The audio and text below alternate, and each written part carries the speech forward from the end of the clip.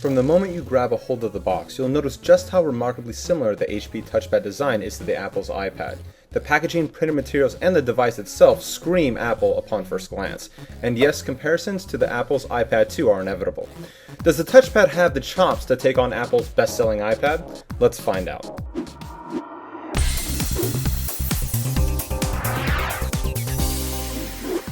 Both devices make use of the 9.7-inch touchscreen LCD display and have essentially identical dedicated buttons surrounding the bezel.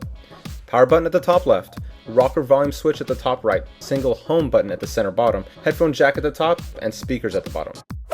While the iPad takes on a more industrial design with the feel of its aluminum casing, the touchpad holds its own with the soft rounded corners and a slick piano black plastic finish. It's a looker for sure, but interestingly enough, the HP looks more like a blown up version of the Apple's last generation iPhone 3GS. One thing you'll notice immediately when holding the touchpad is its heft. The unit is considerably heavier than the Apple's iPad 2 and even heavier than the iPad 1 at 1.65 pounds. It's also much thicker to hold too. For some, this may be a good thing for those with bigger hands, but when compared to the Apple iPad 2, it's noticeably beefy and your hands will tire after holding it for a few minutes. While we prefer the svelte proportions of the iPad, the touchpad's added weight does make the touchpad feel sturdier than its plastic shell implies. The build quality is also solid too. Our $599 unit came with 32 gigabytes of space, and this is more than enough for those looking to do a bit of everything: email, web browsing, and viewing photos on media. The cheaper 16 gigabyte version is also available for $499, same as the base iPad. Unfortunately, HP currently only offers the Wi-Fi equipped models, so those hoping to access the internet over 3G will have to look elsewhere or wait a little bit while till those models release. As a Wi-Fi only device, no GPS hardware is offered either. Underneath the touchpad packs a Qualcomm Snapdragon dual-core processor clocked at 1.2 GHz. On paper, the processor is plenty powerful and outpaces the 1 GHz A5 chip tucked away in the iPad. However, as we'll see later, this may not be the case. The 9.7-inch touchscreen has the same 1024 by 768 resolution as Apple's and also has the captive multi-touch touchscreen. Unlike the iPad with its mono speaker, HP was wise to incorporate dual speakers for stereo sound. Sound reproduction is decent, but don't expect to be wowed by them.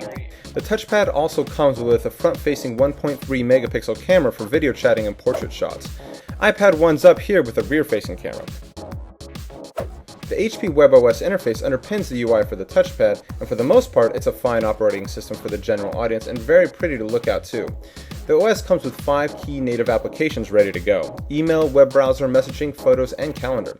The virtual keyboard is easy to type, but for those who are used to the iOS, you'll have to take note of some different placements for the key symbols. Unlike the iPad, the web browser is capable of running Adobe Flash-based media once installed. Setting up email was simple enough as you can add and unify multiple account clients into individual boxes. The 3-pane layout is a well thought out feature and made reading email less of a chore. As an email reader, the touchpad is great and proved to be much better experience than the iPad. We loved how easy it is to integrate all of your social accounts and personal information into the contacts organizer as well.